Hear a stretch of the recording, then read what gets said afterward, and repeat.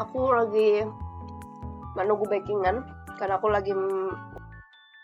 lagi nge-baking banana bread sambil makan lodeh. Sama ayam, aku goreng ayam terus melihat hujan yang sangat deras. Sangat menyenangkan untuk berpikir dan juga beroverthinking ya guys ya. Jadi aku mikir, hari kedua menjadi unemployed, aku berpikir bahwa ya in the end kita semua itu replaceable. Semua orang itu replaceable. Kalau misalkan perusahaan udah nggak butuh kamu, ya udah. Jadi ya harus siap. Kecuali kalau misalkan udah ada kontraknya setahun, 2 tahun, setahun 2 tahun kayak gitu. Aku baru ngedit video ini dan aku mau ngasih disclaimer bahwa sebenarnya konsep bekerja tuh kan dua orang itu saling menguntungkan ya. Jadi kalau misalkan keberadaan kamu itu menguntungkan perusahaan dan perusahaan akan mempertahankan kamu, dan tapi ketika kalau perusahaan tidak membutuhkan kamu, mereka berhak untuk tidak membutuhkan kamu. Tapi memang butuh ada terms and condition, misalkan kayak 1 month or 3 month notice atau dikasih uang pesangon dan sebagainya, it's okay. Tapi I just want to remind you guys bahwa kerja tuh mutual, probation pun juga mutual for the both side. Apakah perusahaannya cocok dengan orangnya itu, ya udah, kalau enggak ya enggak dilanjutin, dan no hard feeling, karena in the end of the day kamu itu bekerja dan mereka itu memperkerjakan. Jadi selalu siap untuk replaceable aja gitu. Oke, lanjut videonya. Itu baru reassurance. Makanya banyak orang yang pengen kerja di pemerintahan karena ya there is the reassurance in there. Terus apa yang bisa kita lakukan? Develop diri, bekerja sebaik mungkin, lakukan yang terbaik, dan sebenarnya itu cukup untuk membuat kamu terjaga ya. Tapi in the end balik lagi akan ada situasi dimana kayak misalkan work drama dan sebagainya. Kita nggak bisa menghindari itu, atau layoff dan sebagainya. Makanya sebenarnya aku tuh memikirkan kayak untuk punya dual income. Yang satu income yang beneran income, yang satunya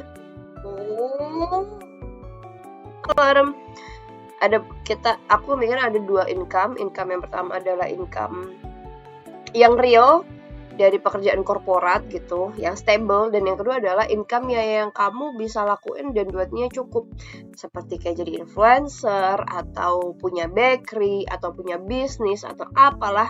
Itu contohnya aku sekarang lagi nge-build bakery aku, mini bakery, tapi ini sedang merintis, semoga berjalan lancar dan aku mendapatkan pekerjaan korporat. Karena pasti seminggu pertama itu akan sangat menikmati bagaimana rasanya jadi tidak bekerja, tidak bangun pagi gitu. Tapi lama-lama pasti akan jenuh dan stres. But what I can do here adalah aku berusaha untuk ya be mindful aja bahwa yang terjadi. Karena aku di tahun yang lalu ketika aku kena layoff, aku pernah aja layoff lagi, dan this is not my first layoff yang I got. Terus bedanya adalah dulu tuh aku sangat menyalahkan diriku sendiri, kayak kenapa, aku kurang apa, aku salah apa. Tapi pada akhirnya ya kamu itu replaceable, Sinta. Apapun yang terjadi padamu itu replaceable. Kamu sudah do what your best and then you can be replaceable. Itu adalah hard pill that you should swallow as a karyawan di Indo. Di Indo ya mostly ya. Karena ya I don't know. I don't want to blame the government because they're shit. Ya aku pengen kasih tahu ke kalian adalah satu tips aja sih dari aku. Di kantor dan di perusahaan itu pasti akan ada dramanya. Nah, kalian di sini ya kalau bisa jangan involve. Tapi kalian tetap harus bisa included di dalam pertemanan di kantor. Karena bedanya adalah ketika aku kerja di perusahaan luar dan kerja di Indonesia adalah ketika aku kerja di luar itu mereka tidak terlalu memikirkan pertemanan, atau kayak kita temenan di luar, tapi kayak kalau di kantor kita saling nunjuk-nunjukkan, saling kamu tuh ini kayak gitu.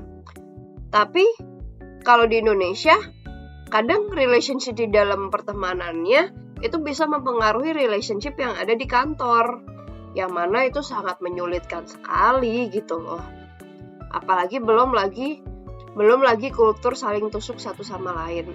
Itu beda lagi, tapi in the end kamu harus prepare the worst thing that possible in this job.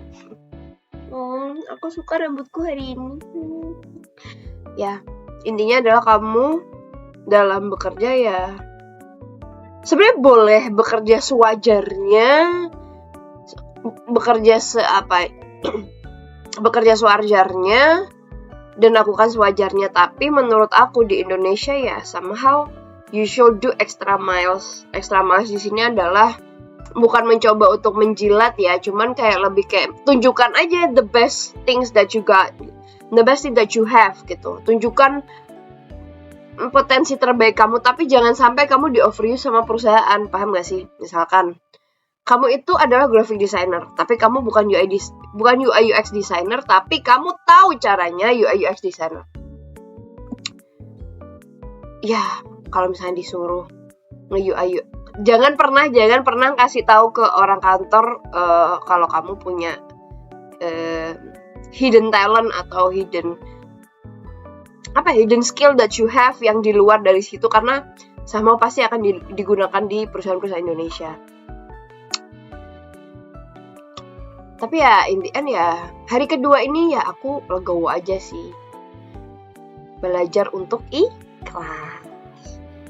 Aku bikin konten di TikTok ya, mana kayak tentang ini di layoff gini, dan there's a lot of sad story in it. Tapi in the end kayak the moral of the story adalah kita nggak bisa apa-apa.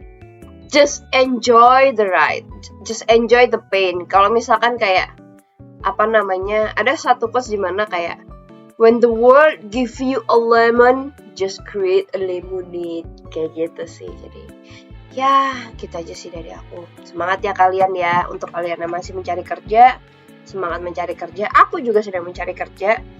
Semoga kita mendapatkan pekerjaan, karena ingat kita dikejar waktu.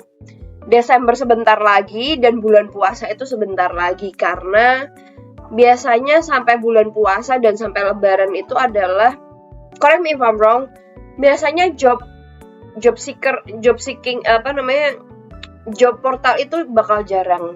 Tapi ya kita berdoa kayak yang Islam berikhtiar dan yang Kristen Katolik atau yang Katolik itu bisa doa novena ya, atau apapun agama kalian berdoa dan juga berusaha.